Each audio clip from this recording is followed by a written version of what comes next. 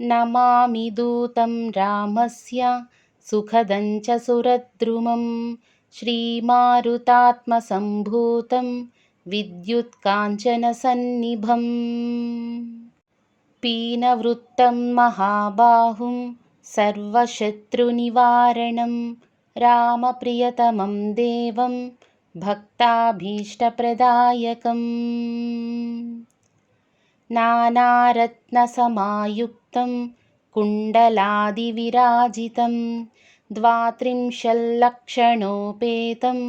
स्वर्णपीठविराजितम् 30 कोटिबीजसंयुक्तं 12 प्रतिष्ठितं पद्मासनस्थितं देवं षट्कोणमण्डलमध्यगम् चतुर्भुजं महाकायं सर्ववैष्णवशेखरं गदाभयकरं हस्तौ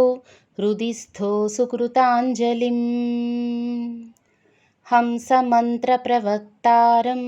सर्वजीवनियामकं प्रभञ्जनशब्दवाच्येन सर्वदुर्मतभञ्जकम् सर्वदाभीष्टदातारं सतां वै दृढमहवे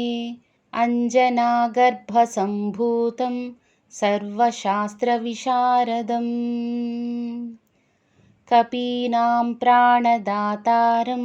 सीतान्वेषणतत्परम् अक्षादिप्राणहन्तारं लङ्कादहनतत्परम् लक्ष्मणप्राणदातारं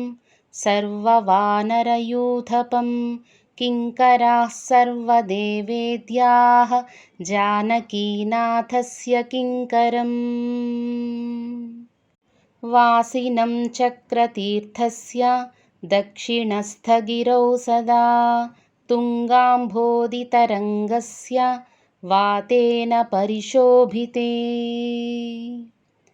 नानादेशगतैः सद्भिः सेव्यमानं नृपोत्तमैः धूपदीपादिनैवेद्यैः पञ्चखाद्यैश्च शक्तितः भजामि श्रीहनूमन्तं हेमकान्तिसमप्रभं व्यासतीर्थयतीन्द्रेण पूजितं च विधानतः त्रिवारं यः पठेन्नित्यं स्तोत्रं भक्त्या द्विजोत्तमः वाञ्छितं लभतेऽभीष्टं षण्मासाभ्यन्तरे खलु पुत्रार्थी लभते पुत्रं यशोर्थी लभते यशः विद्यार्थी लभते विद्यां धनार्थी लभते धनम् सर्वथा मास्तु सन्देहो हरिः साक्षी जगत्पतिः यः करोत्यत्र सन्देहं स याति नरकं ध्रुवम् यन्त्रोद्धारकस्तोत्रं 16 श्लोकसंयुतं श्रवणं कीर्तनं वा सर्वपापैः प्रमुच्यते इति श्रीव्यासराजकृत यन्त्रोद्धारकहनुमत्स्तोत्रम्।